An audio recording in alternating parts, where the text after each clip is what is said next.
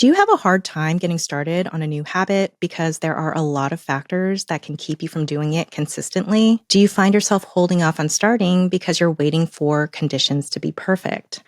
Do those perfect conditions ever happen? How do you feel about yourself in the meantime?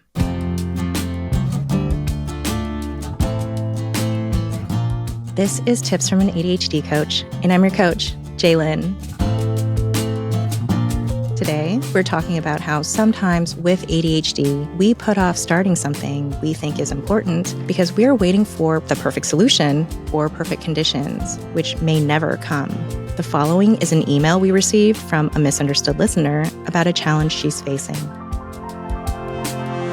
Hi, Jaye. I'm struggling with finding the time to walk my dog between having a 4-year-old who can't be left alone, but is difficult to take along because it would be all about his demands, Canadian weather patterns, guilt going out in the evening because I haven't seen my husband all day at work, going at a reasonable time when it's safe to be out as a woman, and getting bored doing the same walk every day, though not wanting to drive anywhere far to get there because it adds to the time commitment. We have walking path options that are lovely, and I could definitely have pockets of time, which often get killed by phone scrolling. And I do love doing it once I get out there. Anyway, my dog is getting overweight, and I'm feeling guilty, but still haven't found something that works for us. Thankfully, we have a large backyard, but still. Ideas? Thanks, Leanne.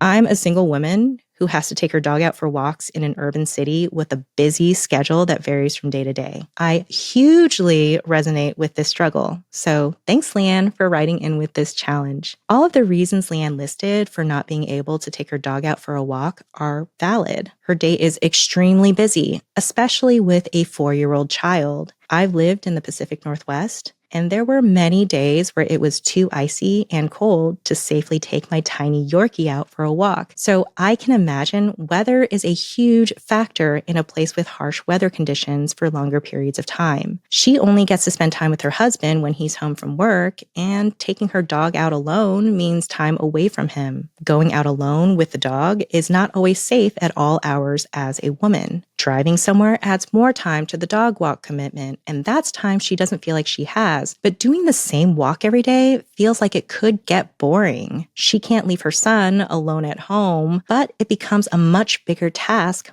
when she brings her son with her. Yes, these are all valid reasons why it's a complex struggle to take her dog out for a walk. And if those barriers didn't exist, it would be much easier to take her dog out for a walk at the same time and in the same way every day. If she lived where I do now, in sunny Los Angeles, there wouldn't be as many weather restrictions. If she was single and childless, like me, she wouldn't have to split her focus and do as much preparation for the walk. If she lived in a neighborhood like the one I used to live in, where going out for a walk alone in the middle of the night felt safe to do, she would feel more comfortable going later at night, like when her son is asleep and her husband is home. Other people in other circumstances can do what she wants to do easier, and it can be hard for her to get started because when she thinks about doing it, she can see all these barriers that would get in her way.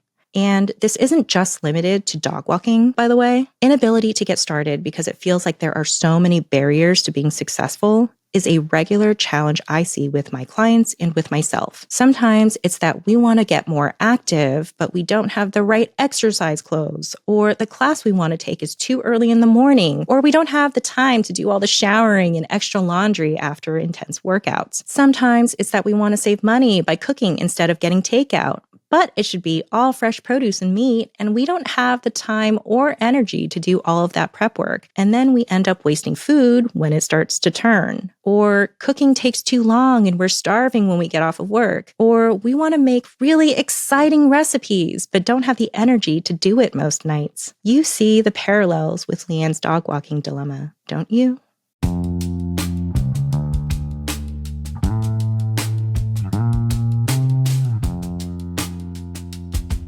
Feeling the need for perfect conditions is something extremely common with ADHD. And ironically, it's because of a perfect storm of ADHD factors. One, our brains get a boost of dopamine when we're brainstorming and optimizing. And as you may already know, dopamine makes us feel good.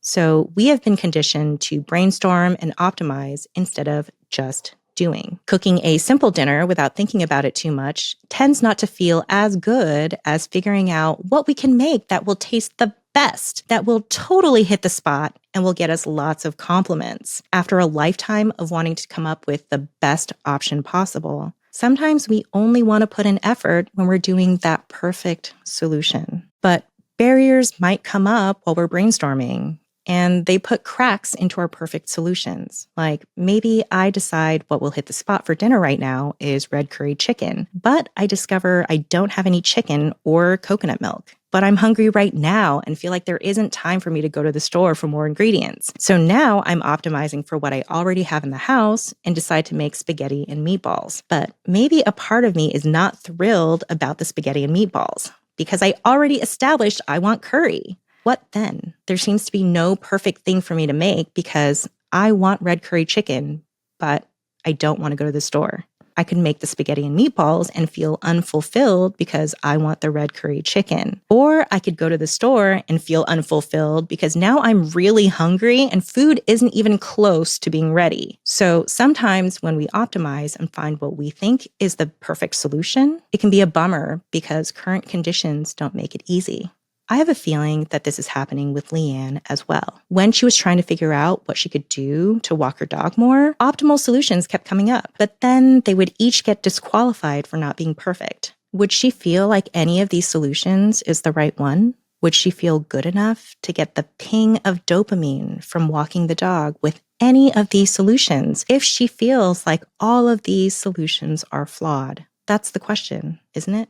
And that brings me to the next ADHD factor, all or nothing thinking. We ADHD folk tend to go big or stay home, figuratively, and I guess sometimes stay home literally. Either we are cooking the food we get cravings for on a daily basis, or we are not doing a good enough job cooking, and as a result, we don't have the motivation. Either we're going to walk the dog every day in a safe, exciting, low-stress way that doesn't take away from our responsibilities and or time with our family, or why bother? It sounds ridiculous when I say it out loud like that, but our brains really do think that. The last ADHD factor is emotional dysregulation, which can make our emotions feel bigger, harder to interpret, and harder to move past than our non-ADHD peers. This is what can make me feel like the night is ruined if I don't have the ingredients on hand for red curry chicken. Emotional dysregulation can make the guilt and shame feel extra bad, which can create even more resistance to getting started. That extra bad feeling shame can make us not want to think about it when the guilt about not taking the dog out for a walk creeps up on us.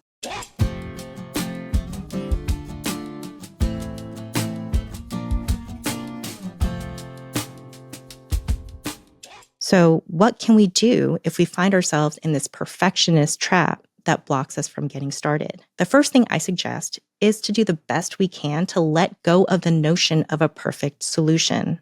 Seriously, having one solution that works for all parameters in our lives typically doesn't exist unless we have a completely open schedule and no obligations. And with ADHD, this doesn't ever exist in the long term. Most of us with ADHD always want to do more. If there's a period of time coming up when we're expecting to have a ton of free time, a lot of us have the tendency to add more to our to-do list, commit to more projects or social events, make plans for a new habit or hobby, etc., and find that we are just as busy and stressed when that time comes. It's inevitable for us to do a lot with our time. But while being overly stressed and ambitious with our days can wear us down, with a little intentional planning, maintaining a busy schedule can have a positive effect on our mood, motivation, and dopamine levels. Which brings me to the second suggestion, to Tetris our intentions into the day we have. Do you know when we tend to get the most things done? When we have a lot to do and just enough time to do all of it. The consistent levels of adrenaline and determination bring us to a higher stimulation point that gives us motivating energy and a more clear mind. I'm not saying to overschedule because that would make us feel stressed out and behind, but knowing that I have only 30 minutes between meetings, which is enough for me to have a bathroom break and take my dog out for a walk, is more motivating than pressuring myself to take my dog out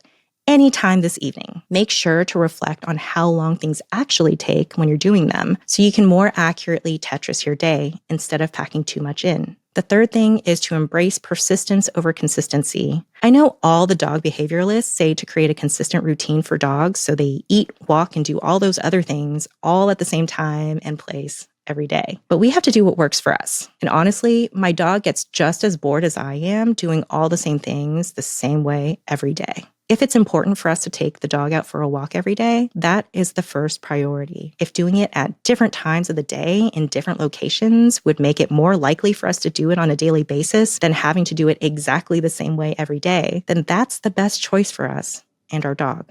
Switching it up relieves the pressure on all of these barriers. Yes, going out for a walk alone with her dog instead of spending time with her husband when he's at home is not ideal. But doing that once a week isn't going to damage their marriage at all. He might even appreciate some calm, decompressing time alone after work. Or maybe her husband also wants to spend time with the dog, and he would like to take the dog out for a walk every once in a while. And maybe on days when the sidewalks are too cold and icy for a walk, she can take the dog for an indoor walk, like at a dog-friendly store. Usually, hardware stores allow dog walking. Yes, driving out for an indoor walk adds time to the task, but doing it every once in a while is not going to take too much time out of the week's productivity. Taking the dog out for a walk with her 4-year-old is a big to-do, but once a week could make it feel like less of a chore and more of a family outing. If we aren't committing to doing the same thing every single time, suddenly the barriers don't affect the outcomes that much. I suggest figuring out the parameters ahead of time so the options are laid out for you when decision-making needs to happen, since it can be taxing on our lower executive function. So having the option of drive to the hardware store as an option when it's too cold outside, or take the dog out after the husband gets home if he wants a little time alone to decompress, or family nature walk as an option for a wide open weekend.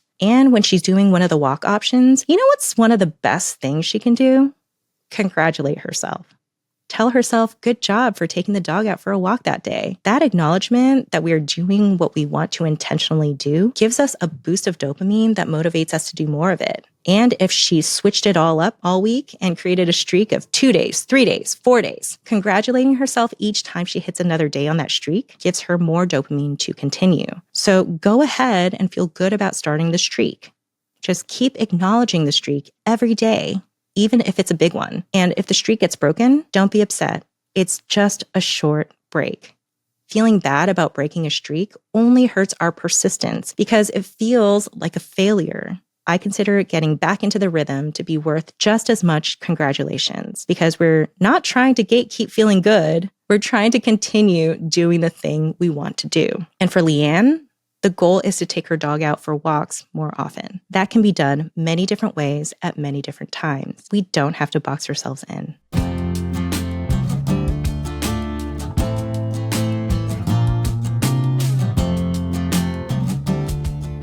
ADHD can sometimes make us gravitate toward perfectionism before starting on a new habit because we tend to get a lot of dopamine from brainstorming the most optimal solution. But with ADHD, we often don't have perfect conditions because we tend to keep our schedules and interests pretty tightly packed. So it's hard for any one solution to be perfect, resulting in bad feelings that only get amplified more with emotional dysregulation. But we can switch up the solutions for doing things on a regular basis, which not only keeps it exciting, but also takes the pressure off of the barriers to doing these habits on a daily basis. And we can congratulate ourselves when starting and continuing a streak because the dopamine from doing so will help us continue on because the goal is to continue, and that's how we can do so. That's it for today. Thanks so much for listening. If you have a challenge you'd like me to talk about or would just like to say hi, you can email us at adhdcoachtips@understood.org. You'll also find links to anything mentioned in the show and more resources in the description below. Make sure to subscribe to our channel for more content like this, and I hope to see you next time. This show is brought to you by understood.org. Understood is a nonprofit organization dedicated to empowering people with learning and thinking differences like ADHD and dyslexia. If you want to help us continue this work, donate at understood.org/give. Tips from an ADHD Coach is produced and edited by Jessamine Molly and Margie DeSantis. Video is produced by Calvin Kinney. Our theme music was written by Justin D. Wright, who also mixes the show. Ash Beecher is our supervising producer, Brianna Berry is our production director, and Neil Drumming is our editorial director. For understood.org, our executive directors are Laura Key, Scott Koshier, and Seth Melnick. And I'm your host, Jaye. Thanks for listening.